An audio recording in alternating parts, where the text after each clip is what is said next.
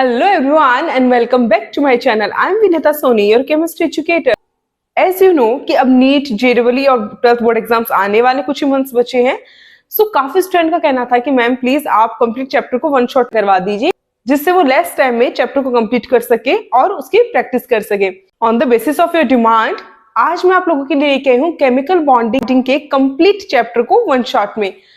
Chemical bonding as you know कि काफी बड़ा चैप्टर है और सारे सब टॉपिक्स उसमें इंपॉर्टेंट है। हम किसी भी सब टॉपिक को मिस नहीं कर सकते क्योंकि बेसिक चैप्टर्स है। अगर यहाँ से हमने एक भी टॉपिक मिस किया तो शायद हो सकता है कि आपको आगे आने वाले टॉपिक्स है वो समझ में ना आए। तो हम क्या करेंगे, केमिकल बॉन्डिंग के वन शॉट का मतलब ये नहीं है कि हम यहाँ पे किसी सब टॉपिक को या किसी भी कंटेंट को मिस करेंगे। हम सारे टॉपिक पढ़ेंगे। यहाँ पर हम केमिकल बॉन्डिंग को 8 टॉपिक्स में डिवाइड कर लेते हैं। 4 टॉपिक्स में आज के इस पर्टिकुलर वीडियो में आपको समझाऊंगी, साथ साथ में किस टाइप से क्वेश्चन बन सकते हैं, कैसे क्वेश्चन एग्जाम में पूछे जा रहे हैं वो भी हम डिस्कस करेंगे और बाकी के जो 4 टॉपिक्स है वो नेक्स्ट वीडियो में कंप्लीट करेंगे जो कि कल आएगा। आपको क्या करना है कि विदाउट स्किप किए इस पूरे वीडियो को देखना है और अच्छे से आज मैं जो टॉपिक यहाँ पे पढ़ाने जा रही हूँ आपको समझने हैं। ये वीडियोस जो स्टूडेंट्स केमिकल बॉन्डिंग पहले पढ़ चुके हैं और एक रिवीजन के तौर पर अगर केमिकल बॉन्डिंग पढ़ना चाहते हैं, ये वीडियो उन लोगों के लिए भी हेल्पफुल है। और जिन स्टूडेंट्स ने अभी तक केमिकल बॉन्डिंग एक बार भी नहीं पढ़ा, अगर वो स्टूडेंट्स भी अगर इस वीडियो को देखते हैं तो ये वीडियो उन स्टूडेंट्स के लिए भी काफी हद तक हेल्पफुल रहेगा। ये वीडियो देखने के बाद में ऐसा कोई क्वेश्चन नहीं है जिसे आप सॉल्व नहीं कर पाएंगे। आपको क्या करना है, बस पूरे डिटर्मिनेशन के साथ इस वीडियो को देखना है और कॉन्सेप्ट को समझना है। Without any delay let's start today's session. आज का हमारा इंटरेस्टिंग सेशन क्या है बच्चों, सबसे पहले देखो, फर्स्ट ऑफ ऑल इंट्रोडक्शन देख लो फटाफट से 2 मिनट के अंदर। देखो केमिकल बॉन्डिंग क्या होता है। केमिकल्स का मतलब यहाँ पर है एटम्स, आयंस और मॉलिक्यूल से। बॉन्डिंग का मतलब फोर्स ऑफ अट्रैक्शन। तो जब 2 एटम्स, 2 आयंस या फिर 2 मॉलिक्यूल्स एक दूसरे के कांटेक्ट में आते हैं तो उनके बीच में एक फोर्स ऑफ अट्रैक्शन लगता है जिसे हम केमिकल बॉन्डिंग कहते हैं। ठीक है, अभी केमिकल बॉन्डिंग डिफरेंट टाइप की हो सकती है। कैसे, अगर 2 आयंस एक दूसरे के कांटेक्ट में आते हैं तो एज यू नो कि आयंस पे क्या होता है, एक पे पॉजिटिव चार्ज होता है, एक पे नेगेटिव चार्ज होता है। अपोजिट चार्ज्ड आयन होने की वजह से पॉजिटिव और नेगेटिव के बीच में अट्रैक्शन होता है और ये दोनों आयंस एक दूसरे के कांटेक्ट में आते हैं तो इनके बीच में क्या लगता है, फोर्स ऑफ अट्रैक्शन लगता है। तो इस प्रकार बनने वाले बॉन्ड को तो हम आयनिक बॉन्ड कहते हैं। जैसे फॉर एग्जांपल सोडियम क्लोराइड के केस में हम देख ही सकते हैं, सोडियम पे पॉजिटिव चार्ज होता है, क्लोरीन पे नेगेटिव चार्ज होता है। तो जब सोडियम और क्लोरीन एक दूसरे कांटेक्ट में आएंगे तो वहां पर फोर्स ऑफ अट्रैक्शन लगेगा और वो एक बॉन्ड का फॉर्मेशन कर लेंगे और एक कंपाउंड बन जाएगा NaCl, सोडियम क्लोराइड। और यहाँ पर ये जो बनने वाला बॉन्ड होता है बहुत स्ट्रांग होता है। क्यों? बिकॉज रीजन क्या है, क्योंकि आयंस के बीच में लगने वाला फोर्स ऑफ अट्रैक्शन बहुत ज्यादा स्ट्रांग लगता है ना, इसलिए बनने वाला बॉन्ड भी क्या होगा, स्ट्रांग होगा, यानी कंपाउंड भी मोर स्टेबल होगा। आयनिक बॉन्ड कब बनता है, जब दोनों एटम्स की इलेक्ट्रोनेगेटिविटी क्या हो, डिफरेंट हो, एक की कम हो दूसरे की ज्यादा हो। लेकिन अगर 2 ऐसे एटम्स आपस में इंटरेक्शन करे जिनकी इलेक्ट्रोनेगेटिविटी ऑलमोस्ट सिमिलर है, जैसे कि फॉर एग्जांपल 2 हाइड्रोजन या फिर 2 क्लोरीन या फिर कार्बन एंड हाइड्रोजन, देखा जाए तो इनकी इलेक्ट्रोनेगेटिविटी क्या होती है, ऑलमोस्ट सिमिलर होती है। सिमिलर होने के कारण अब दोनों एटम में से ना तो कोई इलेक्ट्रॉन खींचेगा ना कोई इलेक्ट्रॉन देगा। उस केस में होगा क्या कि दोनों एटम्स अपने अपने इलेक्ट्रॉन्स शेयर करेंगे और एक बॉन्ड का फॉर्मेशन कर लेंगे। तो इलेक्ट्रॉनों की शेयरिंग से जो बॉन्ड बनता है उसे हम क्या कहते हैं, कोवेलेंट बॉन्ड कहते हैं। थर्ड केस क्या बन सकता है कि अगर एक एटम ऐसा है जिसके पास इलेक्ट्रॉन नहीं है, इलेक्ट्रॉन डेफिशिएंट, इलेक्ट्रॉन की कमी है, जबकि एक तरफ एक ऐसा मॉलिक्यूल है जिसके पास इलेक्ट्रॉन ज्यादा है। ठीक है, इलेक्ट्रॉन ज्यादा है, एक्स्ट्रा है, वो इलेक्ट्रॉन रिच स्पीशीज है। उस केस में क्या होता है स्टूडेंट्स कि जो इलेक्ट्रॉन रिच स्पीशीज होती है वो इलेक्ट्रॉन डेफिशिएंट स्पीशीज को इलेक्ट्रॉन डोनेट करके बॉन्ड का फॉर्मेशन करती है, जिसे हम कोऑर्डिनेशन बॉन्ड के नाम से जानते हैं। स्टूडेंट्स इस प्रकार कोई भी 2 एटम्स, आयन और मॉलिक्यूल्स इजीली क्या कर सकते हैं, बॉन्ड का फॉर्मेशन कर सकते हैं। इस टाइप के बॉन्ड को ही हम क्या कहते हैं, केमिकल बॉन्डिंग कहते हैं। अब इसमें सबसे पहला टॉपिक आता है लुईस डॉट स्ट्रक्चर। ऐसे नो कि आप जानते हैं कि लुईस कौन एक साइंटिस्ट थे। लुईस ने पर्टिकुलर किसी एटम के वैलेंस इलेक्ट्रॉनों को डॉट के द्वारा रिप्रेजेंट किया था और एक मॉलिक्यूल की स्ट्रक्चर बना दी थी जिसे लुईस डॉट स्ट्रक्चर के नाम से जाना जाता है। फॉर एग्जाम्पल अगर हमें CO2 यानी कार्बन डाइऑक्साइड की लुईस डॉट स्ट्रक्चर बनानी हो तो हम कैसे बनाएंगे, सबसे पहले मॉलिक्यूल के अंदर जो सेंट्रल एटम होता है उससे आप सेंटर में लिखेंगे। अब सेंट्रल एटम को पहचानोगे कैसे, किसी भी मॉलिक्यूल में जो एटम नंबर में 1 हो उसे हम सेंट्रल एटम कहेंगे, जो एटम्स नंबर में ज्यादा होते हैं वो क्या होते हैं, सराउंडिंग एटम होते हैं। यहाँ पर कार्बन नंबर में 1, एक ही कार्बन है ना, तो कार्बन को हम सेंटर में लिखेंगे। ऑक्सीजन क्या है, 2x ऑक्सीजन है ना, 1 से ज्यादा है, वो क्या हो गया, सराउंडिंग, तो उनको हम क्या लिखेंगे, कार्बन के चारों तरफ, ठीक है, दोनों तरफ लगा देंगे। अब सबसे पहला काम आपको ये करना है, पहले सेंट्रल एटम को लिखो, उसके चारों तरफ सराउंडिंग एटम को लिखो। नेक्स्ट काम क्या करना है, सेकंड स्टेप में इनके वैलेंस इलेक्ट्रॉन को शो करवाइए। इसकी हेल्प से लुईस ने क्या कहा था कि आप किसी भी एटम के वैलेंस शेल के इलेक्ट्रॉन को किससे रिप्रेजेंट करोगे, डॉट से, ठीक है। सो ऑक्सीजन के वैलेंस शेल में इलेक्ट्रॉन होते हैं 6, तो पहले आप 6 इलेक्ट्रॉन यहां पर रिप्रेजेंट कर दीजिए, और कार्बन के वैलेंस शेल में 4 इलेक्ट्रॉन्स होते हैं, तो हम क्या करेंगे, यहाँ पर 4 इलेक्ट्रॉन्स को शो करवा दें। अब देखो, हर एटम चाहता है कि वो स्टेबल हो, ठीक है, और स्टेबल होने के लिए इन एटम्स को क्या चाहिए, इनके आउटर मोस्ट शेल में 8 इलेक्ट्रॉन चाहिए, जिसे ऑक्टेट रूल के नाम से भी जाना जाता है, ये हम आगे पढ़ेंगे अभी। तो अब देखो, ऑक्सीजन को स्टेबल होने के लिए आउटर मोस्ट शेल में कितने इलेक्ट्रॉन चाहिए, 8, इसके पास कितने हैं, 6, कार्बन के पास 4 इलेक्ट्रॉन है, इसको भी स्टेबल होने के लिए क्या चाहिए, 8 इलेक्ट्रॉन चाहिए आउटर मोस्ट शेल में। तो ये क्या करेंगे, ऑक्सीजन तो कार्बन से इलेक्ट्रॉन शेयरिंग करेगा और कार्बन ऑक्सीजन के साथ इलेक्ट्रॉन शेयरिंग करेगा, और क्या करेंगे, अपने आउटर मोस्ट शेल में टोटल 8 इलेक्ट्रॉन को कंप्लीट करेंगे। अब देखो, ऑक्सीजन के पास 6 इलेक्ट्रॉन तो है ही, इसको 2 इलेक्ट्रॉन और चाहिए, वो 2 इलेक्ट्रॉन किससे लेगा, ये कार्बन से। इस ऑक्सीजन के पास तो 8 इलेक्ट्रॉन हो गए, सेम ही है, ये ऑक्सीजन करेगा, 6 तो इसके पास है ही, 2 इलेक्ट्रॉन इसने किससे ले लिए, कार्बन के साथ शेयरिंग कर ली, ठीक है। अब बात आती है कार्बन की, तो 4 इलेक्ट्रॉन तो कार्बन के पास ऑलरेडी है ही, इसको 4 इलेक्ट्रॉन्स और चाहिए, तो ये कार्बन क्या करेगा, 2 इलेक्ट्रॉन इससे और 2 इलेक्ट्रॉन इससे लेकर के ये भी अपने आउटर मोस्ट शेल में कितने इलेक्ट्रॉन कर लेगा, 8 इलेक्ट्रॉन कर लेगा।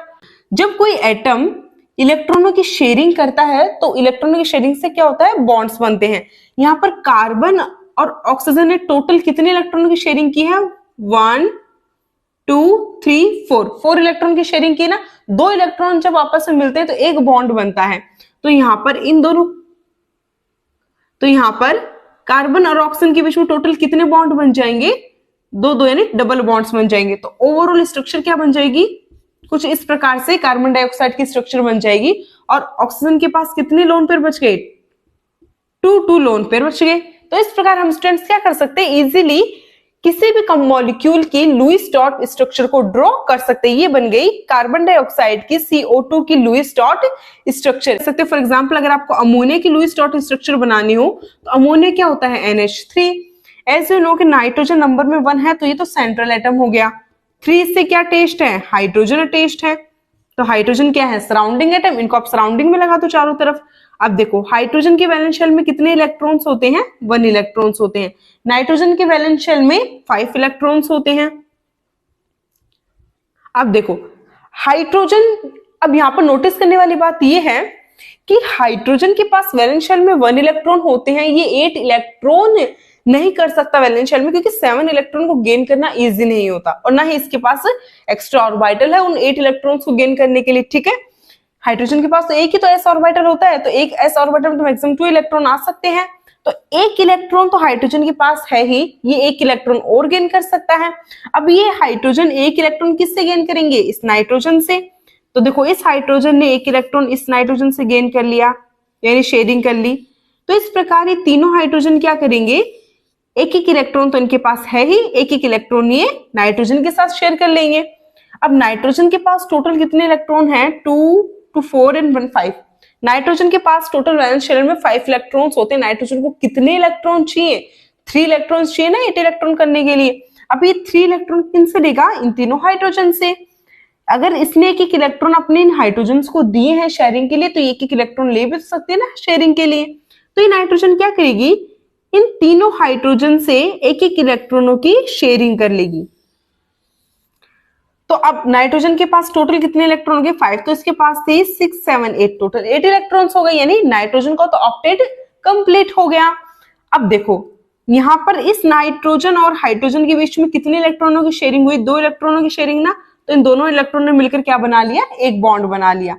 इस प्रकार ये जो नाइट्रोजन है ये तीनों हाइड्रोजन के साथ क्या कर लेगी, एक एक बॉन्ड का फॉर्मेशन कर लेगी और 2 इलेक्ट्रॉन्स जो है वो इसके पास क्या बच गए, एज ए लोन पेयर बच गए। 2 लुईस डॉट स्ट्रक्चर मैंने बना दी। अब कुछ एग्जांपल्स मैं आपको देती हूँ, आपको बनानी है उनकी Lewis dot structure. Examples note कर लीजिए।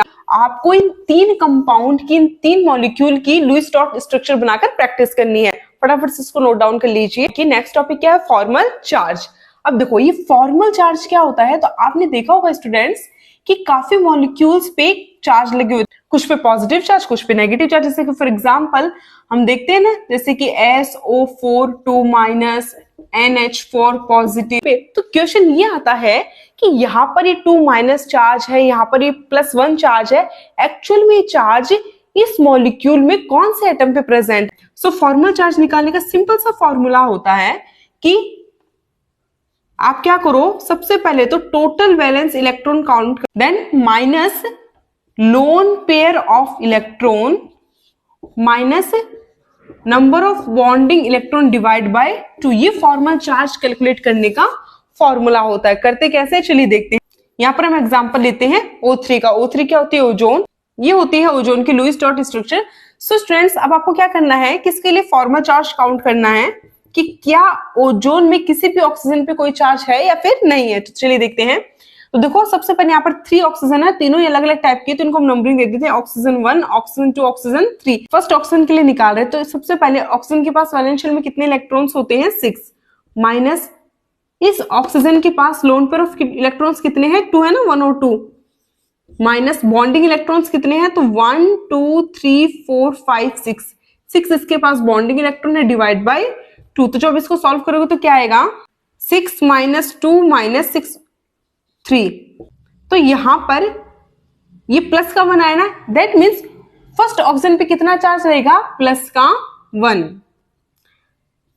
अब ठीक ऐसे ही ऑक्सीजन सेकंड पे हम कैलकुलेट करते हैं। तो जब हम सेकंड ऑक्सीजन पे कैलकुलेट करेंगे तो कैसे करेंगे, सबसे पहले वो ही ऑक्सीजन के वैलेंस शेल में इलेक्ट्रॉन्स कितने वो लिखो, valence shell electron minus lone pair, यहाँ पर लोन पेयर कितने हैं, 1 2 3 4,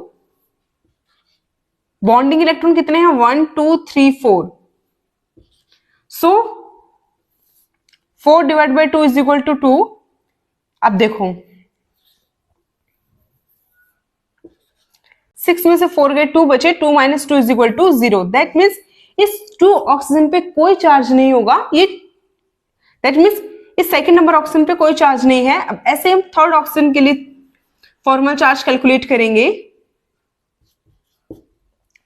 वैलेंस इलेक्ट्रॉन माइनस यहाँ पर लोन पर कितने हैं, 1 2 3 4 5 6, बॉन्डिंग इलेक्ट्रॉन कितने हैं, 1 एंड 2।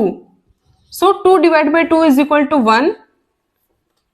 6 में से 6 के 0 बचे, 0 माइनस 1 इज इक्वल टू -1, यानी थर्ड नंबर ऑक्सीजन पे कितना चार्ज होगा, माइनस का 1 चार्ज होगा। ठीक है, सो +1 -1 दोनों क्या हो जाएंगे, एक दूसरे से कैंसिल आउट हो जाएंगे। तो इसीलिए हम जब ओजोन लिखते हैं ना, तो ना इस पर कोई पॉजिटिव चार्ज लिखा जाता है, ना ही इस पर कोई नेगेटिव चार्ज लिखा जाता है। इसीलिए क्या होती है, ओजोन एक टाइप से न्यूट्रल कह सकते हैं कि एक न्यूट्रल स्पीशीज है, इस पर ना तो कोई पॉजिटिव चार्ज होता है ना ही कोई नेगेटिव चार्ज होता है। सो स्टूडेंट्स इस टाइप से आप क्या कर सकते हो, किसी भी मॉलिक्यूल के लिए इस फॉर्मूले की हेल्प से फॉर्मल चार्ज को कैलकुलेट कर सकते हो। आपको क्या करना है, SO4 2 minus, NH plus, NO2 minus, ये कुछ मैंने यहाँ पर आपको एग्जांपल्स दिए हैं। ठीक इसी तरीके से और इसी फॉर्मूले की हेल्प से आपको इन तीनों मॉलिक्यूल्स के लिए फॉर्मल चार्ज कैलकुलेट करना है और कमेंट सेक्शन में आंसर जरूर बताना है। फटाफट से नोट डाउन कर लीजिए। नेक्स्ट है ऑक्टेट रूल।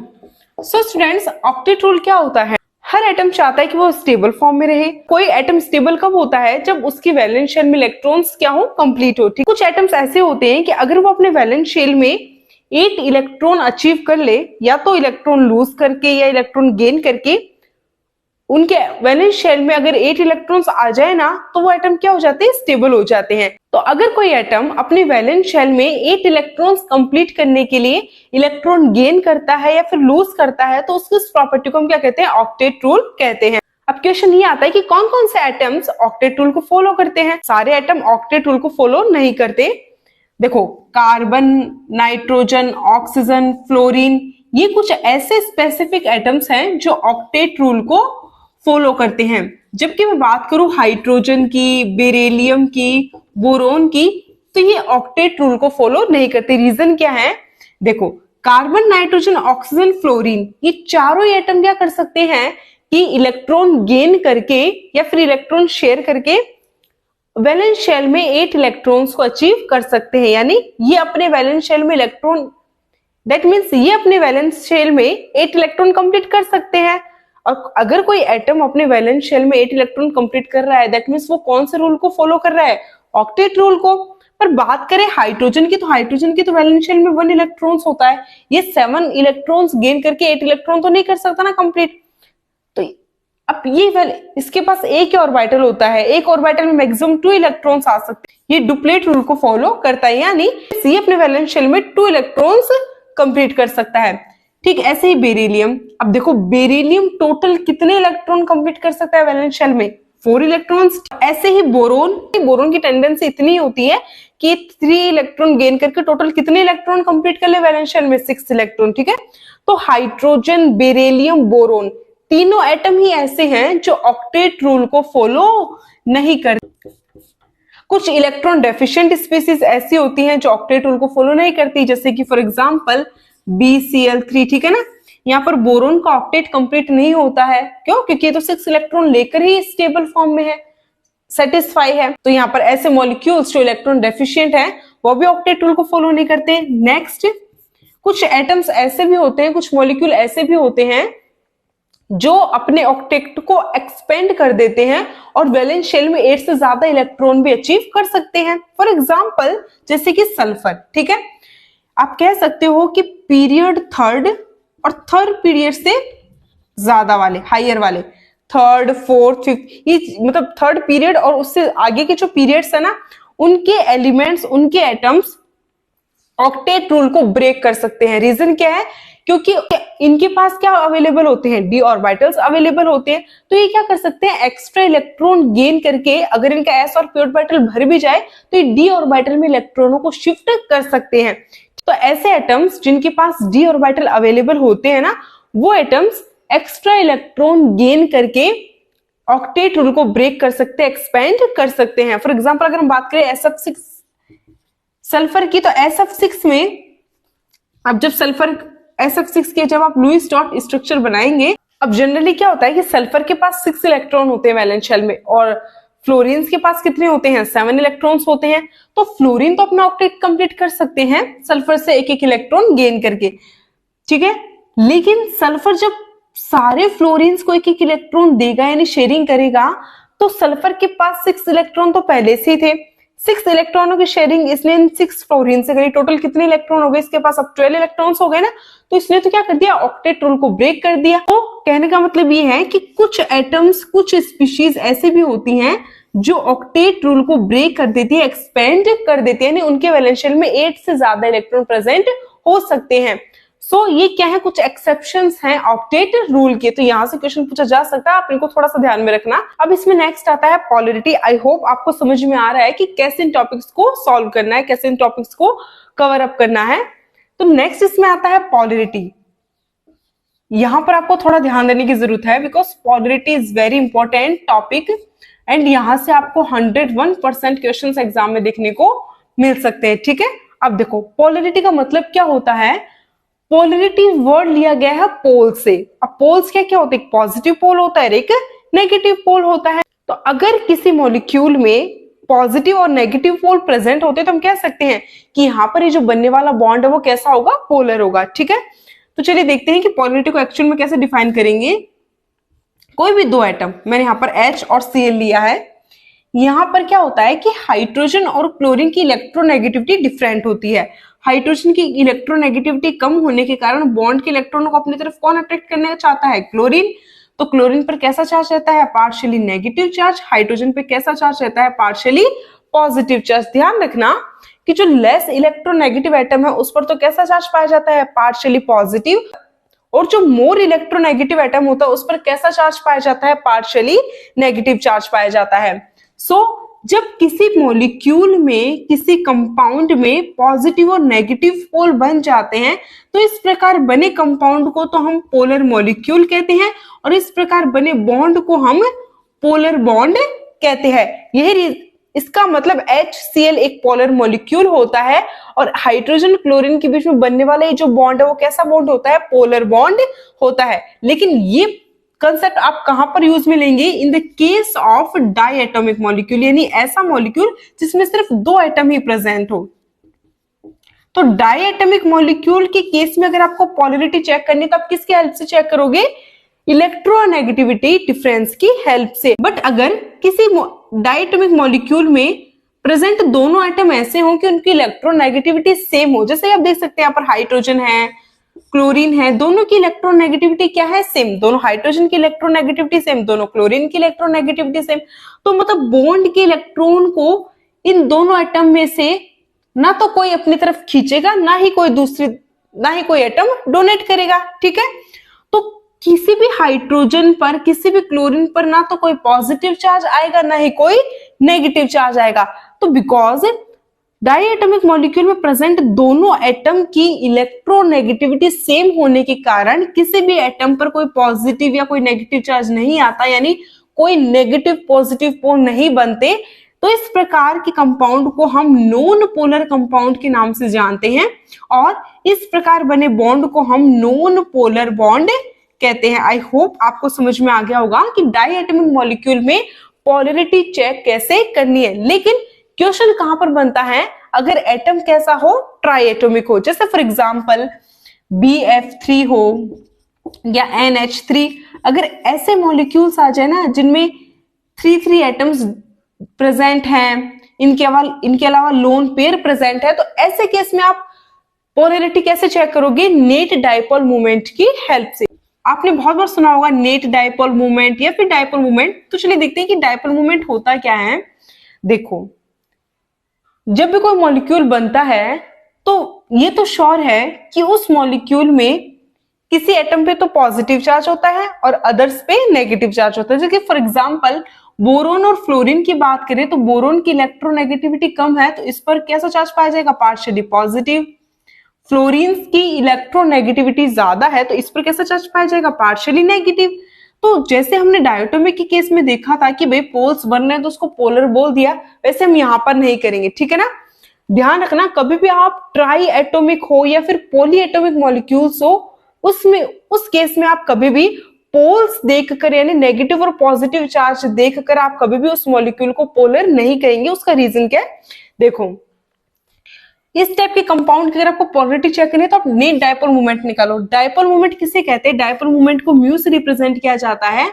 और डाइपोल मोमेंट होता क्या है कि किसी मॉलिक्यूल में प्रेजेंट चार्ज, पॉजिटिव और नेगेटिव चार्ज जिसको हम क्यू से डिनोट करते हैं, मल्टीप्लाई उन चार्ज के बीच की डिस्टेंस, पॉजिटिव और नेगेटिव चार्ज के बीच की डिस्टेंस जिसे हम डी से रिप्रेजेंट करते हैं, इनके प्रोडक्ट को हम क्या कहते हैं? Dipole moment. अगर हम डाइपोल मोमेंट किसी पर्टिकुलर एक बॉन्ड का देखते हैं तब तो उसको हम कहते हैं सिंपल डाइपोल मोमेंट। लेकिन अगर हम डाइपोल मोमेंट पूरे मॉलिक्यूल का देखते हैं, तीनों बॉन्ड्स का देखते हैं, उस कंडीशन में हम उसको क्या बोलते हैं? Net dipole moment. अब देखो, डाइपोल मोमेंट एक वेक्टर क्वांटिटी होती है, इसकी एक प्रॉपर डायरेक्शन होती है, तो इसे हम कुछ इस प्रकार के एरो से शो करते हैं। अब ये एरो बताता क्या है?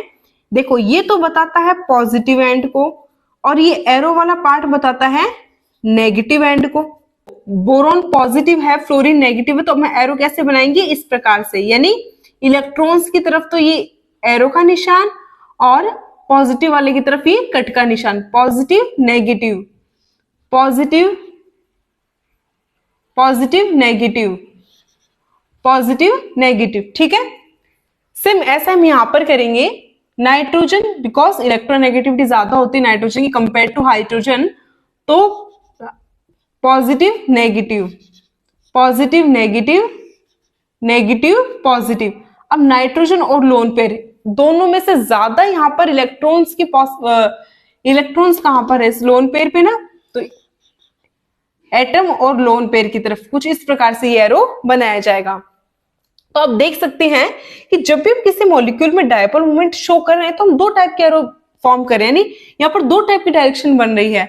एक डायरेक्शन तो क्या बन रही है कि दोनों एरो सेम डायरेक्शन में है, जैसे कि यहाँ पर देख सकते हैं ना, ये भी इस साइड है, ये भी इस साइड है, यानी यहाँ पर एरोस क्या है, सेम डायरेक्शन में जा रहे हैं। जबकि एक तरफ BF3 में क्या देख सकते हो आप कि एरोस एक दूसरे की क्या है, अपोजिट डायरेक्शन में, एक एरो ऊपर है तो एक एरो नीचे की तरफ है, यानी नीचे वाले डायरेक्शंस में है। तो दो केसेस बनते हैं, अगर दोनों एरो सेम डायरेक्शन में है उस केस में डायपोल मूवमेंट को जब हम सम करते हैं तो कोई ना कोई वैल्यू जरूर आती है, ठीक है। जैसे फॉर एग्जांपल अगर ये दोनों एरो सेम डिस्टेंस पे हैं तो इसको अगर मैं +5 की डिस्टेंस मान लूं, इसको भी +5 की डिस्टेंस मान लूं, तो जब हम इनको, अब बिकॉज वेक्टर क्वांटिटी है तो इसको हम ऐड करेंगे, ऐड होते हैं ना वेक्टर क्वांटिटी, तो अब इनको ऐड करेंगे तो +5 को ऐड किया तो कितना आया, 10 आया यहाँ पर, ठीक है। इसका मतलब कोई ना कोई डायपोल मूवमेंट तो निकला ना। तो अगर किसी मॉलिक्यूल के लिए कोई डायपोल मूवमेंट निकलता है, कोई डायपोल मूवमेंट बनता है, तो उसे हम बोलते हैं कि वो स्पीशीज कैसी है, पोलर है, ठीक है। लेकिन अगर एरो किस टाइप से हो, अपोजिट डायरेक्शन में हो, जैसे कि BF3 में आपको दिख रहा है, जैसे फॉर एग्जांपल इसको मैंने +5 माना तो ये तो अपोजिट है ना इसके, तो इसको क्या मानेंगे, -5। पर ध्यान रखना होने चाहिए दोनों सेम डिस्टेंस पे ही, ठीक है। इसकी डिस्टेंस अगर +5 है तो ये अपोजिट डायरेक्शन में होने के कारण इसकी डिस्टेंस क्या हो गई, -5। यहाँ पर माइनस क्या बता रहा है कि इसके अपोजिट डायरेक्शन में है। तो जब हम इन दोनों वेक्टर्स को जब हम ऐड करेंगे, सम करेंगे, तो +5 -5 को सम करेंगे तो कितना आएगा, 0। +5 से -5 कैंसिल आउट हो गया। तो इन दोनों अपोजिट एरोज ने एक दूसरे को क्या कर दिया, अपोज कर दिया, कैंसिल आउट कर दिया। तो डायपोल मोमेंट कितना आ गया, 0 आ गया। अगर किसी मॉलिक्यूल के लिए डायपोल मोमेंट 0 आता है, दैट मीन्स वो मॉलिक्यूल कैसा होगा, नॉन पोलर होगा। वो मॉलिक्यूल कैसा होगा, नॉन पोलर। तो जितने भी सिमेट्रिकल मॉलिक्यूल्स होते हैं, सिमेट्रिकल मॉलिक्यूल यानी एक समान मॉलिक्यूल, किधर से भी उस मॉलिक्यूल को आप कट कर लो वो सेम पार्ट्स में डिवाइड होगा, ऐसे मॉलिक्यूल्स हमेशा उनके लिए डायपोल मोमेंट 0 ही आता है और वो कैसे होते हैं, नॉन पोलर होते हैं। लेकिन जो अनसिमेट्रिकल मॉलिक्यूल्स होते हैं या फिर जिनके लिए डायपोल मोमेंट का मान 0 ना आकर के कुछ ना कुछ आता है, ऐसे मॉलिक्यूल्स क्या होते हैं, पोलर मॉलिक्यूल्स होते हैं। अब देखो यहां पर बोरोन फ्लोरीन, यहां पर बोरोन और फ्लोरीन की जो डिस्टेंस है वो तीनों केसेस में सेम है, ठीक है। तो और यहां पर ये एरोज एक दूसरे को डायपोल मूवमेंट एक दूसरे को क्या कर रहे हैं, कैंसिल आउट कर रहे हैं ना, एक ऊपर जा रहा है एक नीचे जा रहा है। तो कैंसिल आउट करने के कारण यहाँ पर डायपोल मूवमेंट कितना आ जाता है, 0। दैट मींस BF3 मॉलिक्यूल कैसा हो गया, नॉन पोलर हो गया। किसके हेल्प से निकाला हमने, नेट डायपोल मूवमेंट की हेल्प से। जबकि यहाँ पर अगर हम नेट डायपोल मूवमेंट देखें तो एक तरफ तो एरो ऊपर जा रहा है, एक तरफ और इधर भी एरो किधर जा रहा है, ऊपर की तरफ जा रहा है। तो जब दोनों एरो सेम साइड ही हो, सेम डायरेक्शन में हो, इसका मतलब यहाँ पर ये एरोस, ये जो डायपोल मोमेंट है वो ये जो एटॉमिक ऑर्बिटल से एक दूसरे को कैंसिल आउट नहीं कर रहे हैं ना, नहीं कर रहे, इसका मतलब कोई ना कोई डायपोल मोमेंट तो इसका आएगा ही। तो इसका मतलब ये यहाँ पर इसका जो नेट डायपोल मोमेंट है वो नॉट इक्वल टू 0 है। ऐसे स्पीशीज को हम क्या बोलेंगे, पोलर स्पीशीज। क्वेश्चन आ सकता है कि BF3 नॉन पोलर होता है जबकि NH3 पोलर होता है, रीजन क्या है बताइए। सिंपल सा रीजन है, BF3 में बोरोन फ्लोरीन की बॉन्ड डिस्टेंस सेम होने के कारण और कोई लोन पेयर प्रेजेंट ना होने के कारण दोनों डायपोल्स एक दूसरे को क्या कर देते हैं, कैंसिल आउट कर देते हैं, जिससे नेट डायपोल मोमेंट का मान, नेट डायपोल मोमेंट की वैल्यू 0 आ जाती है। इसलिए BF3 तो नॉन पोलर होता है। जबकि NH3 में एक लोन पेयर प्रेजेंट होने के कारण दोनों डायपोल एक दूसरे को कैंसिल आउट नहीं कर पाते हैं, दोनों डायपोल सेम डायरेक्शन में होते हैं, इसलिए इसका dipole moment, net dipole moment 0 नहीं आता है। सो ये पोलर मॉलिक्यूल होता है। पोलरिटी से ये क्वेश्चन काफी बार पूछा जाता है कि NH3 और NF3 सेम मॉलिक्यूल होने के बावजूद भी इनका डायपोल मोमेंट डिफरेंट होता है, ठीक है। तो बताओ कि इन दोनों में से किसका डायपोल मोमेंट ज्यादा होता है और क्यों। देखो सबसे पहले तो आप यहां पर डायपोल्स को शो कीजिए। नाइट्रोजन और हाइड्रोजन में से ज्यादा इलेक्ट्रोनेगेटिविटी नाइट्रोजन की होती है, so positive to negative, positive to negative, positive to negative. Nitrogen और लोन पेयर में एरो किस साइड जाएगा? लोन पेयर की तरफ, ठीक है। तो कुछ इस प्रकार से। अब यहां पर नाइट्रोजन फ्लोरीन में सबसे ज्यादा इलेक्ट्रोनेगेटिविटी किसकी होती है? फ्लोरीन की। तो एरो फ्लोरीन की तरफ आएगा ना। ध्यान रखना ये वाला एंड तो आएगा पॉजिटिव की तरफ और ये एरो आएगा नेगेटिव चार्ज स्पीशीज की तरफ, यानी जिसकी इलेक्ट्रोनेगेटिविटी ज्यादा होगी ना उसकी तरफ। अब देखो, मैंने आपको बताया था, हमने पहले डिस्कशन कर लिया था इस बात पे, अगर एरोज सेम डायरेक्शन में होते नहीं तो ऐसी कंडीशन में डायपोल मोमेंट कभी भी जीरो नहीं होता, कोई ना कोई डायपोल मोमेंट जरूर निकलता है। लेकिन अगर ये एरोज डायपोल्स अपोजिट डायरेक्शन में होते हैं तो आप इसको कैंसिल आउट कर देते हो। लेकिन कब करोगे? जब ये दोनों सेम डिस्टेंस के हो, ठीक है। तो यहां पर देखा जाए तो एक तरफ तो एरो ऊपर की तरफ जा रहा है और एक तरफ एरो नीचे की तरफ आ रहा है ना, तो जनरली हमें क्या कर देना चाहिए? इनको कैंसिल आउट कर देना चाहिए, लेकिन ऐसा नहीं है। देखो रीजन क्या है, क्योंकि नाइट्रोजन फ्लोरीन इसके बीच में एक बॉन्ड है, जबकि नाइट्रोजन और लोन पेयर, तो बॉन्ड पेयर और लोन पेयर इन दोनों में डिफरेंस भी तो होता है ना। बॉन्ड पेयर के बीच में तो रिपल्सन कम होता है, बॉन्ड पेयर लोन पेयर के बीच में रिपल्सन ज्यादा होता है। तो यहां पर नाइट्रोजन फ्लोरीन और नाइट्रोजन और ये लोन पेयर, इनके बीच की जो डिस्टेंस है वो क्या है? सिमिलर नहीं है, ठीक है ना। इनके बीच की डिस्टेंस क्या है? डिफरेंट है। तो डिस्टेंस डिफरेंट होने के कारण हम इन दोनों डायपोल मूवमेंट को कैंसिल आउट नहीं करेंगे, ठीक है। अब देखो, अगर डायपोल मूवमेंट सेम डायरेक्शन में होता है तो उस कंडीशन में जो नेट डायपोल मूवमेंट है वो ज्यादा आता है। अब जैसा कि आप देख सकते हैं कि NH3 में बिकॉज दोनों ये जो एरोज हैं दोनों डायपोल सेम डायरेक्शन में है, तो NH3 का जो नेट डायपोल मूवमेंट आएगा वो ज्यादा आएगा। लेकिन NF3 में फ्लोरीन की इलेक्ट्रोनेगेटिविटी नाइट्रोजन से ज्यादा होने के कारण यहां पर ये जो एरोज हैं, यहाँ पर ये जो डायपोल्स आए हैं, ये दोनों क्या आ गए? एक दूसरे के अपोजिट डायरेक्शन में आ गए। तो अपोजिट डायरेक्शन में होने के कारण इन्होंने क्या किया कि इसके नेट डायपोल मूवमेंट को थोड़ा डिक्रीज कर दिया। यही रीजन है कि NH3 का डायपोल मूवमेंट ज्यादा होता है compare to NF3। So I hope आपको पोलरिटी का कॉन्सेप्ट अच्छे से समझ में आ गया होगा। अब इसी बेस्ड में आपको 2 क्वेश्चन करने को देती हूँ, आपको वो सॉल्व करके बताने हैं। फर्स्ट क्वेश्चन है CO2, CH4, CS2, SO2। इन 4 में से आपको बताना है कि इनमें से पोलर स्पीशीज कौन सी होगी। ध्यान देना, इन 4 में से कोई 3 स्पीशीज तो नॉन पोलर है और एक पोलर है। अब आपको वो एक पोलर स्पीशीज से बताने की कौन सी स्पीशीज इनमें से पोलर है। सेकंड क्वेश्चन में है ammonia, water, HF and CCl4। आपको बताना है कि इन 4 में से कौन से एक स्पीशीज नॉन पोलर है, ठीक है। तरीका काम में क्या लेना है? ये सिंपल तरीका है आपको काम में लेना है। देखो HF तो क्या है? एक लीनियर मॉलिक्यूल है, इसको तो आप बहुत ही आसानी से कर सकते हो, ठीक है। फ्लोरीन की इलेक्ट्रोनेगेटिविटी ज्यादा, हाइड्रोजन की कम। ऑब्वियस सी बात है, एक पर पॉजिटिव दूसरे पे नेगेटिव, 2 पोल्स बन रहे तो ये तो पोलर होगा ही, ठीक है। तो ठीक ऐसे ही आप इन सारे मॉलिक्यूल्स की पोलरिटी चेक करो और कमेंट सेक्शन में आंसर बताओ कि फर्स्ट का आंसर क्या होगा, यानी फर्स्ट वाले में पोलर स्पीशीज कौन सी होगी और सेकंड वाले में नॉन पोलर स्पीशीज कौन सी होगी। इसके अलावा मैं कुछ शॉर्ट ट्रिक बता देती हूँ पोलर और नॉन पोलर मॉलिक्यूल पहचानने का, कि देखो पोलर कौन कौन से हो सकते हैं जिनकी भी शेप बेंट होती है ना, बेंट यानी वी शेप, जैसे कि फॉर एग्जांपल वाटर की होती है। इसके अलावा ट्राइगोनल पिरामिडल शेप जो कि अमोनिया की होती है, तो बेंट है, ट्राइगोनल पिरामिडल है, ये सारे कैसे होते हैं? पोलर मॉलिक्यूल्स होते हैं। जबकि नॉन पोलर की कैटेगरी में कौन कौन से आते हैं? जितनी भी रेगुलर शेप्स होती हैं, सिमेट्रिकल शेप्स होती है ना, जैसे कि टेट्राहेड्रल है, लीनियर है, ट्राइगोनल प्लेनर शेप है जो कि BF3 की होती है। तो ये शेप्स क्या होती हैं? नॉन पोलर होती हैं। सो बी काम, अच्छे से इस कॉन्सेप्ट को देखो, समझो, फिर इन दोनों क्वेश्चन को सॉल्व करो। आई एम श्योर कि आप बहुत ही आसानी से इन दोनों क्वेश्चन को सॉल्व कर देंगे। और कमेंट सेक्शन में इसका आंसर देना भूलना मत। यार नेक्स्ट आता है इसमें VBT। VBT की फुल फॉर्म होती है वैलेंस बॉन्ड थ्योरी। तो आपको VBT के लिए बस ये ध्यान में रखना है कि VBT थ्योरी यानी valence bond theory Hitler and London ने प्रपोज की थी, बाद में इसे पॉलिंग ने इम्प्रूव्ड किया था।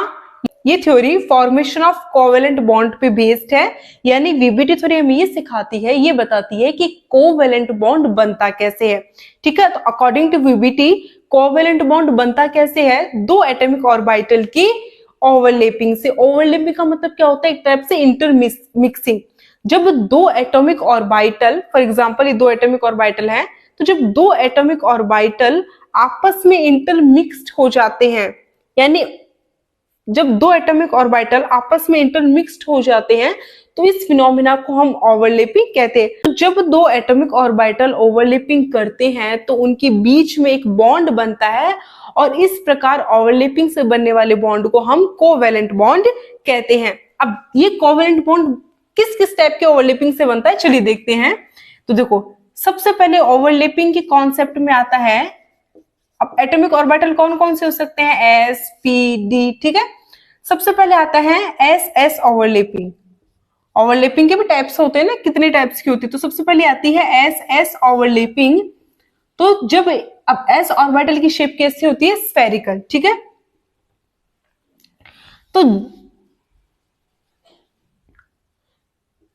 तो जब दो एस ऑर्बिटल आपस में ओवरलैपिंग करते हैं, तो एज यू नो कि एस ऑर्बिटल की शेप कैसी होती है, स्फेरिकल। ठीक है, स्फेरिकल है, तो इसका ना कोई एक्सियल पोर्शन है ना कोई इक्वेटोरियल पोर्शन है। ठीक है, तो ये ओवरलैपिंग करेंगे तो कुछ इस प्रकार से करेंगे ओवरलैपिंग दो एस ऑर्बिटल। ठीक है, तो ओवरलैपिंग से इनके बीच एक बॉन्ड का फॉर्मेशन हो जाएगा, और इस प्रकार जो बॉन्ड बनेगा वो किस टाइप का बनेगा, सिग्मा बॉन्ड बनेगा, यानी एक सिंगल बॉन्ड बनेगा। तो जब दो एस एटॉमिक ऑर्बिटल्स आपस में ओवरलैपिंग करते हैं, तो इस टाइप के ओवरलैपिंग को हम एस एस ओवरलैपिंग करते हैं, और एस ऑर्बिटल की ओवरलैपिंग से सिग्मा बॉन्ड का फॉर्मेशन होता है। जैसे एस एस ऑर्बिटल ओवरलैपिंग कर सकते हैं, वैसे ही पी पी ऑर्बिटल भी ओवरलैपिंग कर सकते हैं। अब पी ऑर्बिटल की शेप कैसी होती है, डम्बल्ड शेप्ड होती है। ठीक है, ये तो पी ऑर्बिटल की हेड पार्ट होते हैं और ये साइड पार्ट। ठीक है, तो जब दो P orbital head wise overlapping करते हैं, यानी दो पी ऑर्बिटल की जब हेड पार्ट आपस में ओवरलैपिंग करते हैं, तो इस प्रकार जो ओवरलैपिंग होती है उसे तो हम पी पी ओवरलैपिंग कहते हैं, और इस टाइप की ओवरलैपिंग से सिग्मा बॉन्ड का फॉर्मेशन होता है। तो आप सिंपल ध्यान रख सकते हैं कि ओवरलैपिंग टू टाइप्स की होती है, एक तो हेड वाइज ओवरलैपिंग, एक तो हेड ऑन हेड ओवरलैपिंग, एक होती है साइड वाइज यानी कोलेटरल ओवरलैपिंग। तो जब दो एस ऑर्बिटल या फिर दो पी ऑर्बिटल हेड पार्ट से यानी एक्सियल ओवरलैपिंग करते हैं, तो सिग्मा बॉन्ड का फॉर्मेशन होता है। ठीक ऐसे ही अगर एक एस और एक पी ऑर्बिटल जब आपस में ओवरलैपिंग करते हैं, जो बॉन्ड का फॉर्मेशन होता है वो भी कैसा होता है, सिग्मा बॉन्ड। क्योंकि एस की तो स्फेरिकल शेप है, ऑब्वियस सी बात है कि ये हेड ऑन हेड ओवरलैपिंग ही करेगा। पी की डम्बल्ड शेप्ड है, तो एस का हेड पार्ट और पी का हेड पार्ट जब दोनों आपस में क्या कर लेंगे, ओवरलैपिंग कर लेंगे, तो इस टाइप की ओवरलैपिंग को तो हम एस पी ओवरलैपिंग कहेंगे, और इस प्रकार बनने वाले बॉन्ड को हम क्या बोलेंगे, सिग्मा बॉन्ड। लेकिन जब दो P orbital head on head overlapping ना करके साइड वाइज ओवरलैपिंग करते हैं, तो साइड वाइज ओवरलैपिंग से जो बॉन्ड बनता है वो कौन सा बनता है, पाई बॉन्ड, यानी डबल बॉन्ड। अब ओवरलैपिंग से ये जो सिग्मा और पाई बॉन्ड बने हैं, इन पे क्वेश्चन बनता है कि सिग्मा बॉन्ड और पाई बॉन्ड दोनों में से कौन सा बॉन्ड स्ट्रॉन्ग होता है और क्यों। सो इसके लिए आपको बस एक चीज ध्यान में रखनी है कि देखो ये बने हैं ओवरलैपिंग से, ठीक है, और ओवरलैपिंग तो टू टाइप्स की हो रही है, या तो हेड ऑन हेड यानी एक्सियल, या फिर कोलेटरल यानी साइड वाइज।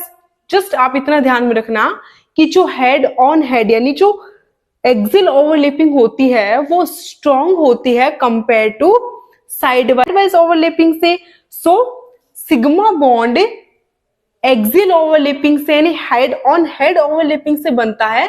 तो हेड तो head on head overlapping strong होने के कारण बनने वाला सिग्मा बॉन्ड भी क्या होता है, स्ट्रॉन्ग होता है, जबकि pi bond side wise overlapping से बनता है। तो साइड वाइज ओवरलैपिंग इतनी स्ट्रॉन्ग नहीं होती जितनी की हेड ओवरलैपिंग होती है। यही रीजन है कि पाई बॉन्ड क्या हो जाएगा, वीक। सो फटाफट से भी देखते हैं कि ओवरलैपिंग पे और किस किस टाइप के क्वेश्चन बन सकते हैं। सो अभी मैं जो आपको बताने जा रही हूँ उसको आप स्टार मार्क करके नोट करना कि जो ओवरलैपिंग है वो एटॉमिक ऑर्बिटल के साइज के तो इनवर्सली प्रोपोर्शनल होती है, एटॉमिक ऑर्बिटल की डायरेक्शनल कैरेक्टर के डायरेक्टली प्रोपोर्शनल होती है, एंड परसेंट एस कैरेक्टर के भी डायरेक्टली प्रोपोर्शनल होती है। अब देखो मैंने आपको ये चीज क्यों बताई, उसके पीछे एक रीजन है।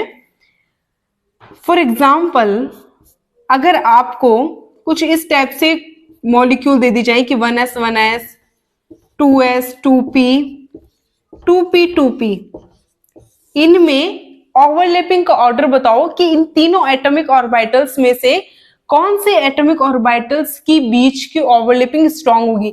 उस कंडीशन में अगर आपको इस टाइप के क्वेश्चन सॉल्व करने हैं ना, तो आपको ये फॉर्मेट याद रखना पड़ेगा। क्या फॉर्मेट है कि ओवरलैपिंग एटॉमिक ऑर्बिटल के साइज, उनके डायरेक्शनल कैरेक्टर और उनके परसेंट एस कैरेक्टर पे डिपेंड करती है। ओवरलैपिंग साइज के तो इनवर्सली प्रोपोर्शनल होती है, यानी एटॉमिक ऑर्बिटल का साइज जितना छोटा होगा ना ओवरलैपिंग उतनी अच्छी होगी। सिंपल सी बात है, तो आप खुद भी सोच सकते हो कि अगर दो एटॉमिक ऑर्बिटल जितने साइज में छोटे हैं ना, वो इजीली क्या कर जाएंगे, एक दूसरे के अंदर ओवरलैप कर जाएंगे। ओवरलैप कर जाएंगे तो बनने वाला बॉन्ड क्या होगा, स्ट्रॉन्ग होगा ना, ओवरलैपिंग स्ट्रॉन्ग हो रही है। लेकिन अगर एटॉमिक ऑर्बिटल बड़े बड़े हैं तो उनके बीच में ओवरलैपिंग उतनी अच्छे से नहीं हो पाएगी जितने अच्छे से छोटे ऑर्बिटल्स में हो जाती है। जैसे जैसे प्रिंसिपल क्वांटम नंबर बढ़ते जाएंगे वैसे वैसे एटॉमिक ऑर्बिटल का साइज इंक्रीज होता जा रहा है। 1s का साइज सबसे छोटा होता है, उससे बड़ा 2s, उससे बड़ा 3s और उससे भी बड़ा 4s होता है। ठीक है, ये तो साइज की बात हो गई। ऐसे ही 2p का साइज छोटा, उससे बड़ा 3p, उससे बड़ा 4p, जस्ट लाइक दैट। अब आता है डायरेक्शनल कैरेक्टर की। तो डायरेक्शनल कैरेक्टर क्या होते हैं स्टूडेंट्स, देखो दो टाइप के ओवरलैपिंग होती है। एक तो होती है सेम एटॉमिक ऑर्बिटल्स के बीच में, जैसे s s p p के बीच में। एक होती है दो डिफरेंट एटॉमिक ऑर्बिटल्स के बीच में ओवरलैपिंग। ठीक है, तो जब तो सेम एटॉमिक ऑर्बिटल्स के बीच में ओवरलैपिंग होती है तो इस टाइप के ऑर्बिटल्स को हम तो इस टाइप के ऑर्बिटल्स को तो हम अनहाइब्रिड ऑर्बिटल्स कहते हैं। कैसे ऑर्बिटल्स कहते हैं इन्हें हम, अनहाइब्रिड ऑर्बिटल। जबकि दो डिफरेंट एटॉमिक ऑर्बिटल्स के बीच में जब ओवरलैपिंग होती है तो इस टाइप के ऑर्बिटल को हम हाइब्रिड ऑर्बिटल कहते हैं। हाइब्रिड का मतलब दो अलग अलग एटॉमिक ऑर्बिटल्स के बीच में होने वाली ओवरलैपिंग। सो ऐसे केस में अगर हमें ओवरलैपिंग चेक करनी तो हम कैसे चेक करेंगे, इसके लिए आपको सिंपल सा ध्यान में रखना है कि जो हाइब्रिड ऑर्बिटल्स होते हैं उनके बीच में ओवरलैपिंग ज्यादा स्ट्रॉन्ग होती है कंपेयर टू अनहाइब्रिड। कहने का मतलब ये है कि अगर हम sp और pp के बीच में अगर हम ओवरलैपिंग चेक करें तो ज्यादा स्ट्रॉन्ग, अब देखो pp यानी सेम एटॉमिक ऑर्बिटल यानी कैसे है, अनहाइब्रिड है। sp अलग अलग एटॉमिक ऑर्बिटल के बीच में ओवरलैपिंग हो रही है ना यहाँ पे, तो कैसा ओवरलैपिंग होगी, हाइब्रिड ऑर्बिटल्स हो गई है। सो हाइब्रिड ऑर्बिटल्स के बीच में होने वाली ओवरलैपिंग ज्यादा स्ट्रॉन्ग होगी कंपेयर टू अनहाइब्रिड। ठीक है, अब बात करते हैं परसेंट एस कैरेक्टर की। तो परसेंट एस कैरेक्टर तीन टाइप के आप पढ़ते हो, 3 टाइप के हम हाइब्रिडाइजेशन देखते हैं, sp sp2 और sp3। देखो दो एटॉमिक ऑर्बिटल जब ओवरलैप कर रहे हैं तो 50-50% वो अपना क्या दे रहे हैं, कॉन्ट्रीब्यूशन दे रहे हैं। यहाँ पर एक s एक p यानी कितना परसेंट s करेक्टर है, 50% s करेक्टर है, 50% p करेक्टर है। sp2 में कितना परसेंट हो गया, अब 100 को आप 3 पार्ट्स में डिवाइड कर लो। 2 पार्ट्स तो p ने कवर कर लिया और 1 पार्ट s ने कवर कर लिया, तो s का कितने परसेंट हो गया यहाँ पर 33%। sp3 में अगर आपका आप s का परसेंट s करेक्टर निकालोगे तो कैसे निकालोगे, 25, क्योंकि 75% तो किसने कवर कर लिया, 3p ऑर्बिटल्स ने। तो यहाँ पर s का कितना करेक्टर बचा, 25% ही बचा ना। तो किसी एटॉमिक ऑर्बिटल में जितने ज्यादा परसेंट एस करेक्टर होंगे उनके बीच में ओवरलैपिंग भी क्या होगी, उतनी ही स्ट्रांग, उतनी ही ज्यादा होगी। तो एसपी में ओवरलैपिंग सबसे ज्यादा होती है, क्यों? क्योंकि परसेंट एस करेक्टर सबसे ज्यादा है ना 50%। देन उससे कम sp2 में और सबसे कम होती है sp3। सो ओवरऑल जो ओवरलैपिंग का ऑर्डर होना चाहिए वो कुछ इस प्रकार से होना चाहिए। ध्यान, अब देखो इसके लिए आपको एक चीज क्या ध्यान में रखनी है कि जब आपको पता है कि ओवरलैपिंग थ्री फैक्टर्स पे डिपेंड करती है, साइज पे, डायरेक्शनल प्रॉपर्टी पे एंड परसेंट एस करेक्टर के। इसमें डोमिनेंट कौन सा है? तो सबसे पहले आप साइज देखोगे। साइज सबसे छोटा किसका होता है? 1s का। देखो सबसे छोटा, अच्छा सबसे स्मॉल साइज होता है 1s का। 1s के बाद में क्या आता है? 2s आता है, ठीक है। लेकिन अब 2s 2p और 2p हमारे पास तीन पॉसिबिलिटी बन रही है, ठीक है भाई। 1s because one small number है ना, स्मॉल मतलब प्रिंसिपल क्वांटम नंबर है ये। साइज 1s का सबसे छोटा होता है, तो पहला फैक्टर क्या है? साइज डोमिनेंट है। पहले आप साइज को देखोगे। साइज के बाद में अब देखो यहाँ पर 2 तीनों में प्रिंसिपल क्वांटम नंबर क्या रहा है? 2, यानी तीनों का साइज यहाँ पर तो क्या है? सेम। जब साइज सेम हो तो आप क्या देखोगे? Directional character. डायरेक्शनल करेक्टर में आपको पता है p और p ऑर्बिटल के बीच में जो ओवरलैपिंग होती है वो स्ट्रॉन्ग होती है compare to ss। And hybrid और अनहाइब्रिड की कंपैरिजन में जो हाइब्रिड ऑर्बिटल्स है उनके बीच में ओवरलैपिंग स्ट्रांग होती है। उस बेस पर आप क्या कर सकते हो?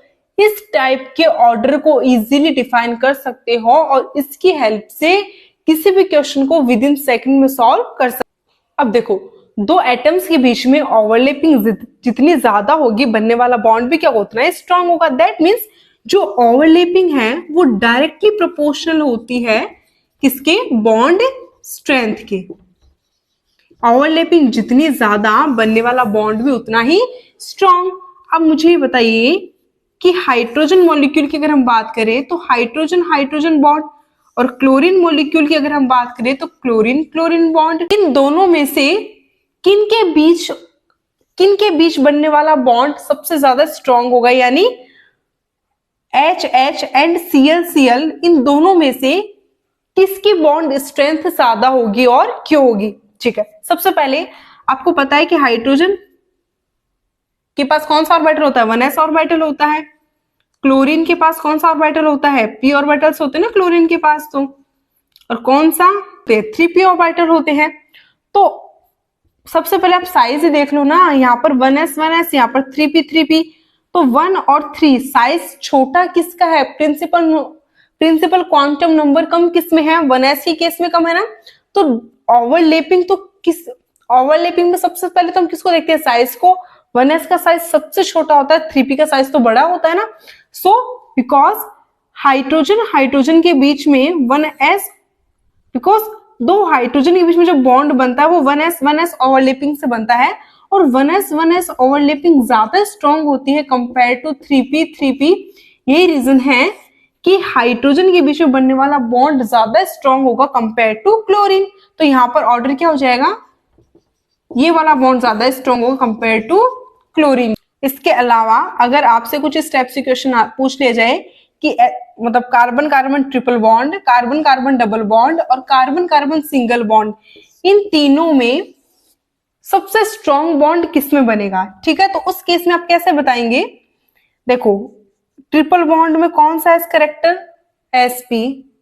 देखो ट्रिपल बॉन्ड में कौन सा हाइब्रिडाइजेशन होता है? sp। डबल बॉन्ड में sp2, सिंगल बॉन्ड में sp3। परसेंट एस करेक्टर किस में ज्यादा होते हैं? sp में ना 50%, sp2 में 33% एस करेक्टर, sp3 में 25% एस करेक्टर होते हैं। तो ओवरलैपिंग तो डायरेक्टली प्रोपोर्शनल होती है परसेंट एस करेक्टर के, जिसमें जितने ज्यादा परसेंट एस करेक्टर उसमें उतनी ज्यादा क्या होगी? ओवरलैपिंग, और बनने वाला बॉन्ड भी क्या होगा? उतना ही स्ट्रॉन्ग। यही रीजन है कि कार्बन कार्बन के बीच में जो ट्रिपल बॉन्ड बन रहा है इसकी बॉन्ड स्ट्रेंथ ज्यादा है compare to double bond and single bond. So students इस टाइप से आप इजीली ओवरलैपिंग और बॉन्ड स्ट्रेंथ की क्वेश्चन को सॉल्व कर सकते हैं। सो हमने ओवरलैपिंग के कंसेप्ट को तो देख लिया, अच्छे से समझ लिया।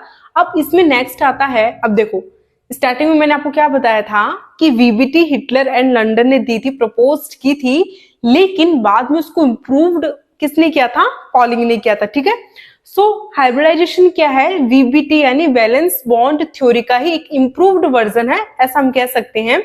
सो हाइब्रिडाइजेशन कहते किसे हैं? जब भी दो डिफरेंट शेप के, जैसे कि आप देख सकते हैं एस की स्फेरिकल शेप होती है, पी की डंबल शेप होती है, डिफरेंट एनर्जी के, दोनों की एनर्जीज भी क्या है? डिफरेंट है। तो जब दो डिफरेंट शेप, डिफरेंट एनर्जी के एटॉमिक ऑर्बिटल आपस में क्या करते हैं? पार्शियली इंटरमिक्सिंग करते हैं, तो नए ऑर्बिटल्स का फॉर्मेशन करते हैं। अब यहां पर जो नए ऑर्बिटल्स बने हैं इनकी शेप भी क्या है? सेम शेप है। तो सेम शेप के और सेम ही एनर्जी के न्यू ऑर्बिटल्स का फॉर्मेशन करते हैं। इस प्रकार बने नए ऑर्बिटल को तो हम क्या कहते हैं? Hybrid orbitals. और इस फिनोमिना को क्या कहते हैं? हाइब्रिडाइजेशन। सिंपल सा ध्यान में रखो, हाइब्रिडाइजेशन क्या है?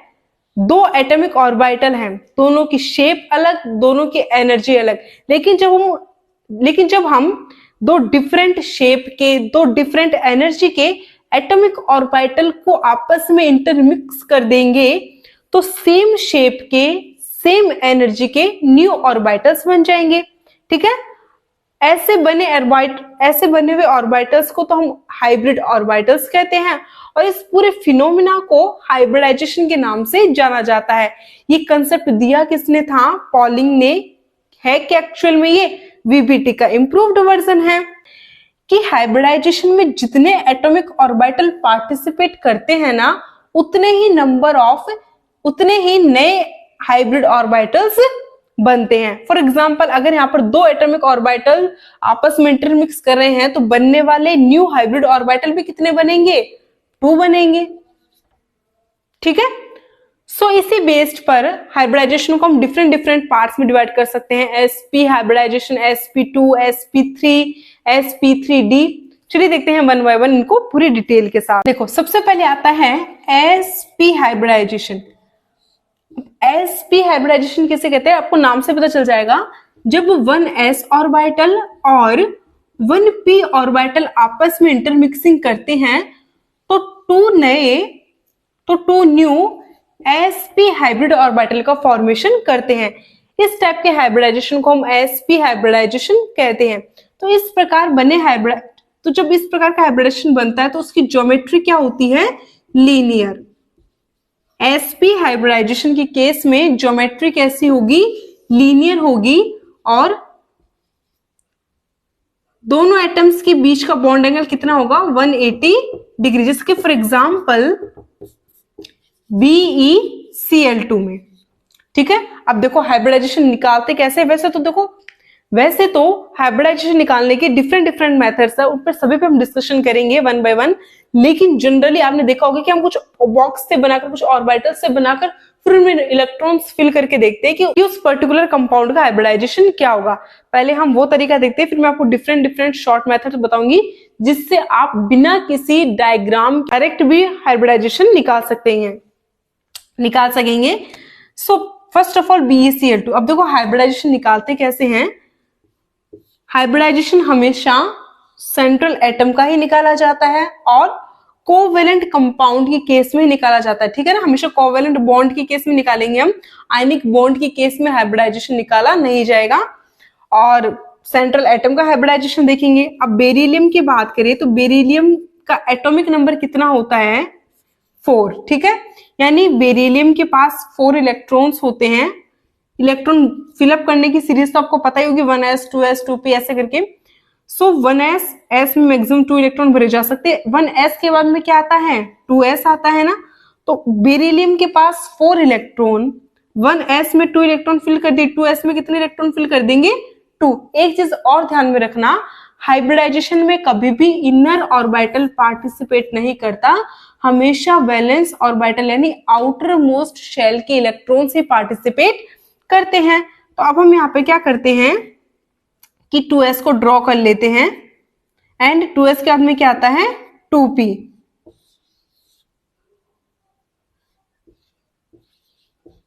अभी यहाँ पर 2p में कितने इलेक्ट्रॉन है, 0, एक भी इलेक्ट्रॉन नहीं है। अब देखो, जब दो ऑर्बिटल्स इंटरमिक्सिंग कर रहे हैं, ओवरलैपिंग कर रहे हैं, सो इसके लिए भी कंडीशन क्या है कि दोनों ऑर्बिटल्स कैसे होने चाहिए, इनकम्प्लीटली फिल्ड। ठीक है ना, कभी भी कंप्लीटली फिल्ड, दो कंप्लीटली फिल्ड ऑर्बिटल्स को आप ओवरलैप नहीं करवा सकते, उनकी इंटरमिक्सिंग नहीं करवा सकते। ठीक है, क्योंकि कोवेलेंट बॉन्ड बना रहे हो तो कोवेलेंट बॉन्ड तो इलेक्ट्रॉनों की शेयरिंग से बनता है, और इलेक्ट्रॉन शेयरिंग कब होगी, जब दोनों ऑर्बिटल्स के पास वैकेंट स्पेस होगा। तो अब यहां पर 2s में 2 इलेक्ट्रॉन्स हैं, जब तक ये ऑर्बिटल भरा हुआ है ना, ये किसी दूसरे स्पीशीज के साथ बॉन्ड नहीं बनाएगा, क्योंकि इसके पास ऑलरेडी 2 बॉन्ड्स हैं। लेकिन अगर हम यहां से एक बॉन्ड इस p ऑर्बिटल में शिफ्ट करवा दे, जिसको हम एक्साइटेड स्टेट कहते हैं, वो तो थी ग्राउंड स्टेट, लेकिन जब यहां से एक इलेक्ट्रॉन यहां पर शिफ्ट हो जाएगा ना, तो अब ये क्या हो गई, एक्साइटेड स्टेट। हमने क्या किया, थोड़ी एनर्जी दी, यहां से एक इलेक्ट्रॉन को p में जंप करवा दिया, एक्साइट करवा दिया। ठीक है ना, उसके अब दोनों ऑर्बिटल्स क्या हो गए, इनकम्प्लीटली फिल्ड। दोनों ऑर्बिटल्स में इतना स्पेस आ गया कि अगर कोई दूसरा एटम यहाँ पे आए तो वो वहां पर इलेक्ट्रॉनों की शेयरिंग करके बॉन्ड का फॉर्मेशन कर सकते हैं। अब बेरिलियम के पास क्या है, 2 क्लोरीन, दोनों क्लोरीन के वैलेंस शेल में कितने इलेक्ट्रॉन होते हैं, 1 1। तो क्लोरीन अपना 1 इलेक्ट्रॉन, एक क्लोरीन तो अपना 1 इलेक्ट्रॉन यहां पर देगा, एक क्लोरीन अपना 1 इलेक्ट्रॉन यहां पर देगा। तो होगा क्या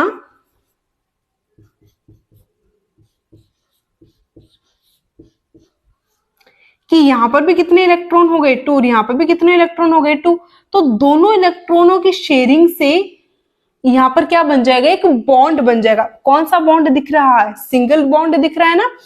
और इस बॉन्ड फॉर्मेशन में, इस हाइब्रिडाइजेशन में कितने ऑर्बिटल्स ने पार्टिसिपेट किया, एक तो s ऑर्बिटल ने पार्टिसिपेट किया और एक p ऑर्बिटल ने पार्टिसिपेट किया। तो हाइब्रिडाइजेशन क्या हो गया, sp।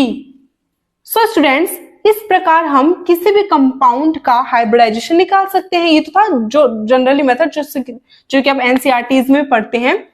अब sp हाइब्रिडाइजेशन हो तो ज्योमेट्री कैसी होती है, लीनियर का मतलब सेंट्रल एटम तो बीच में, और साइड में क्या, 2 क्लोरीन, साइड में क्या, सराउंडिंग एटम्स, और इनके बीच का बॉन्ड एंगल कितना, 180 डिग्री।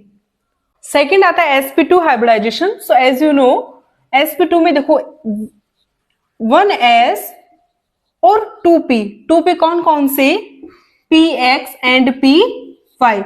तो जब 1s और 2p ऑर्बिटल यानी px और py ऑर्बिटल जब आपस में इंटरमिक्सिंग करते हैं तो तीन नए sp2 हाइब्रिड ऑर्बिटल का फॉर्मेशन करते हैं।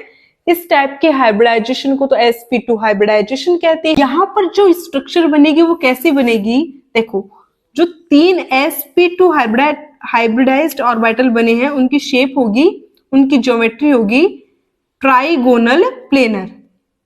ठीक है ना, कुछ इस प्रकार से इसको बोलते हैं ट्राइगोनल प्लेनर ज्योमेट्री।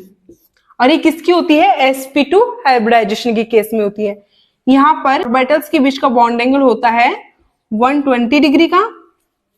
एग्जांपल्स देखते हैं, इसके एग्जांपल ले सकते हैं हम, जैसे कि फॉर एग्जांपल BH3, BX3 मतलब BCl3, BBr3, BI3, BF3, just like that. अब इसका हाइब्रिडाइजेशन निकालने का भी वही सेम तरीका जो भी हमने प्रीवियस केस में देखा था। हाइब्रिडाइजेशन हमेशा सेंट्रल एटम का निकालना है। यहाँ पर सेंट्रल एटम बोरोन है, बोरोन के पास 5 इलेक्ट्रॉन्स होते हैं। इसका इलेक्ट्रॉनिक कॉन्फ़िगरेशन होता है 1s2 2s2 2s2 2s के बाद में क्या आता है 2p, तो 2 2 4 1, 5 इलेक्ट्रॉन्स हो गए ना, तो 1s2 2s2 2p1, ये इसका होता है इलेक्ट्रॉनिक कॉन्फ़िगरेशन। आपको पता है कि 1s यानी इनर ऑर्बिटल तो कभी भी हाइब्रिडाइजेशन में पार्टिसिपेट करता ही नहीं है, तो इसको तो आप देखो ही मत। 2s में 2 इलेक्ट्रॉन है, 2p में 1 इलेक्ट्रॉन है। अब 1s को तो आप हटाई दो नहीं, क्योंकि ये तो हाइब्रिडाइजेशन में पार्टिसिपेट कर रहा ही नहीं है। कितने हाइड्रोजन ऐड करने हैं, 3 हाइड्रोजन। इनकम्प्लीट ऑर्बिटल तो उसके पास एक ही है, हमें कितने चाहिए, 3 हाइड्रोजन ऐड करने के लिए एटलीस्ट 3 ऑर्बिटल्स तो चाहिए। वो कैसे लाएंगे, जैसा कि प्रीवियस केस में क्या था, बोरोन को कर दो एक्साइटेड, यहां से एक इलेक्ट्रॉन को यहां पर शिफ्ट कर दो, ऐसा करेंगे तो ये इलेक्ट्रॉन यहां पर आ गया ना। अब टोटल हमारे पास इनकम्प्लीट ऑर्बिटल्स कितने हो गए, 3। ध्यान रखना बॉन्ड का फॉर्मेशन कब होगा, जब ऑर्बिटल कैसे हो, इनकम्प्लीट, ठीक है। सो अब बोरोन के पास 3 इनकम्प्लीट ऑर्बिटल्स आ गए, 3 हाइड्रोजन है, सब तीनों हाइड्रोजन के पास एक एक क्या है, इलेक्ट्रॉन। ये हाइड्रोजन अपने एक एक इलेक्ट्रॉन बोरोन के साथ शेयर करेंगे और क्या बना लेंगे, सिंगल बॉन्ड का फॉर्मेशन कर लेंगे। तो यहां पर बोरोन और हाइड्रोजन के बीच में 3 सिग्मा बॉन्ड बन जाएंगे। इस प्रकार के हाइब्रिडाइजेशन में कितने ऑर्बिटल्स ने पार्टिसिपेट किया, 1 तो s ने और 2 p ऑर्बिटल ने, इसलिए इसको हम क्या बोलेंगे, sp2 हाइब्रिडाइजेशन। तो BH3 की स्ट्रक्चर कैसे हो जाएगी, ये बोरोन और इससे इस टाइप से ये 3 हाइड्रोजन जुड़े हुए हैं, इसको बोलते हैं हम trigonal planar geometry, bond angle होता है 120। थर्ड आता है इसमें sp3 hybridisation. As you no, जैसे कि आप देख सकते हैं कि sp3 हाइब्रिडाइजेशन में 1s ऑर्बिटल और 3p ऑर्बिटल, 3p कौन कौन से, px, py and pz orbitals जब आपस में इंटरमिक्सिंग करेंगे तो 4 नए sp3 हाइब्रिड ऑर्बिटल का फॉर्मेशन करेंगे। इस टाइप के हाइब्रिडाइजेशन को हम sp3 हाइब्रिडाइजेशन कहते हैं। और इसकी ज्योमेट्री क्या होगी, sp3 हाइब्रिडाइजेशन के केस में ज्योमेट्री होती है टेट्राहेड्रल, कुछ इस टाइप से।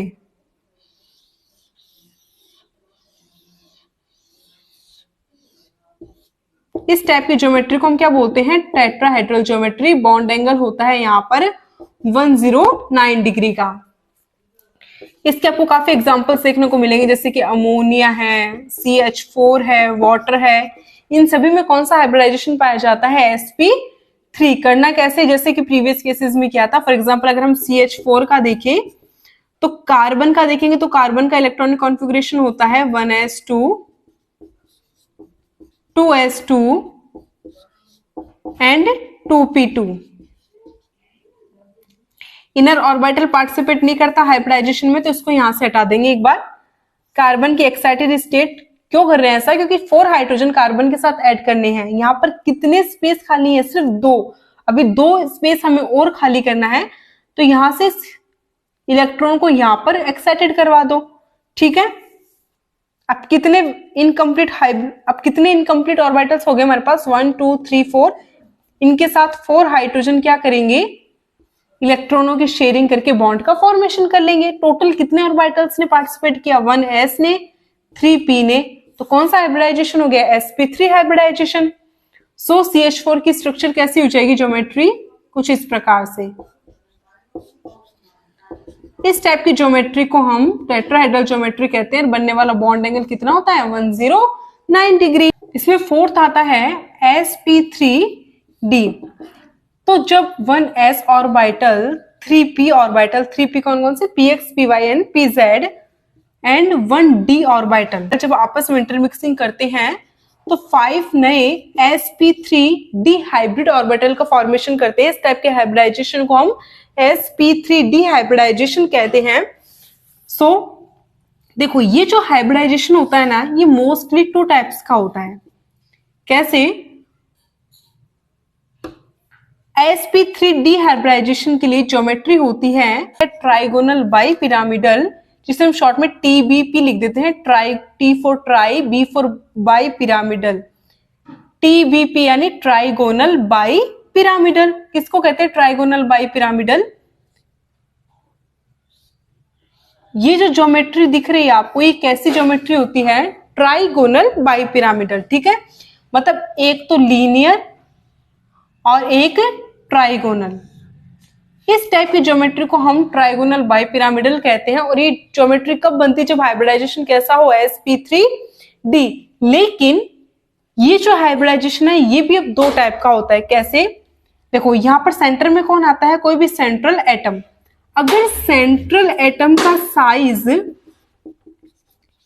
छोटा होता है तब तो उस केस में sp3 डिहाइब्रिडाइजेशन के लिए ज्योमेट्री होती है ट्राइगोनल बाइपिरामिडल, जैसे कि फॉर एग्जांपल PCl5 के केस में। ठीक है, अगर हम PCl5 के केस में ज्योमेट्री देखेंगे तो PCl5 में sp3 डिहाइब्रिडाइजेशन पाया जाता है। ज्योमेट्री कैसी होगी? Trigonal bipyramidal. रीजन क्या है? क्योंकि फास्फोरस का साइज क्या होता है? छोटा।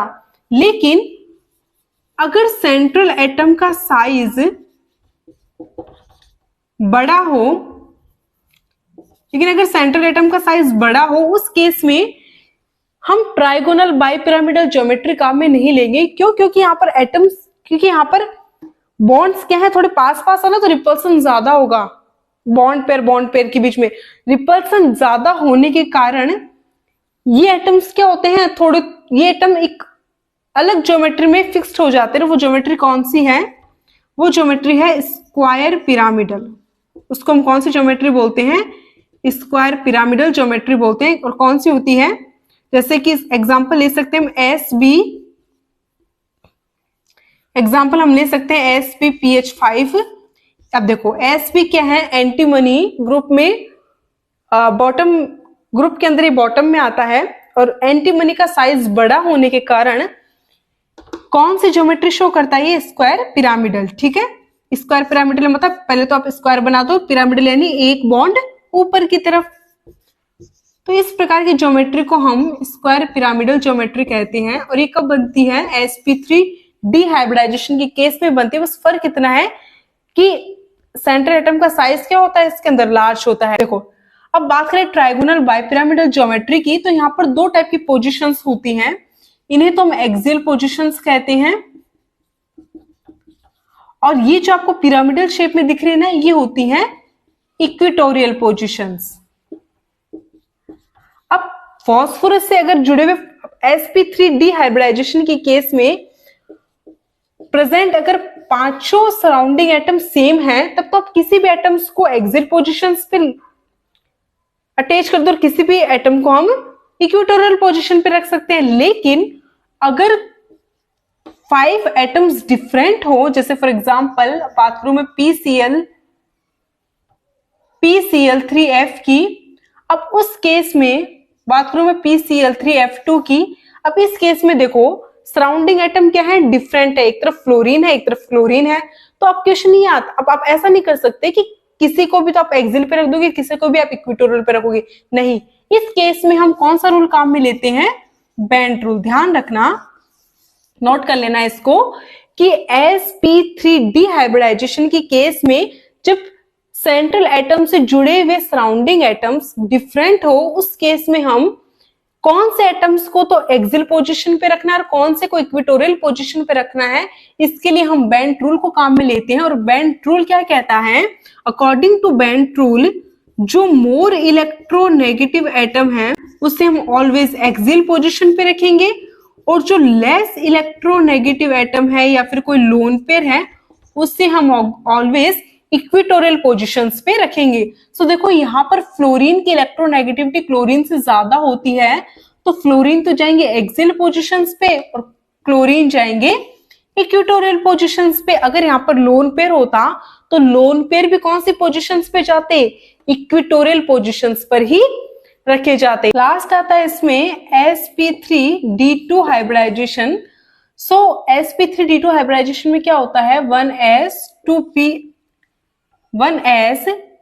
3p and 2d orbitals. 2d कौन से? dx2y2 dz2 ऑर्बिटल्स जब आपस में इंटरमिक्सिंग करते हैं तो 6 नए sp3d2 हाइब्रिड ऑर्बिटल का फॉर्मेशन करते हैं। इसे sp3d2 हाइब्रिडाइजेशन कहते हैं। और इस टाइप के हाइब्रिडाइजेशन से जो ज्योमेट्री बनती है वो कौन सी बनती है? ऑक्टाहेड्रल। लेट्स सी कि ऑक्टाहेड्रल ज्योमेट्री कैसी होती है। सेंट्रल एटम से आपको क्या करना है? 6 सराउंडिंग एटम को अटैच करना है। तो इस प्रकार जो ज्योमेट्री बनेगी उसे हम क्या बोलेंगे? Octahedral geometry. इसके एग्जांपल्स कौन कौन से हैं? इसके एग्जांपल्स हैं SF6। निकालना कैसे प्रीवियस केसेस में हम देख चुके हैं, आप निकाल के देखना। जब हम SF6 की स्ट्रक्चर ड्रॉ करेंगे ना, तो SF6 की स्ट्रक्चर ड्रॉ कैसे होगी, कुछ इस प्रकार से। सेंट्रल एटम बीच में आएगा और 6 फ्लोरीन एटम इन 6 पोजिशंस पे अटैच्ड हो जाएंगे।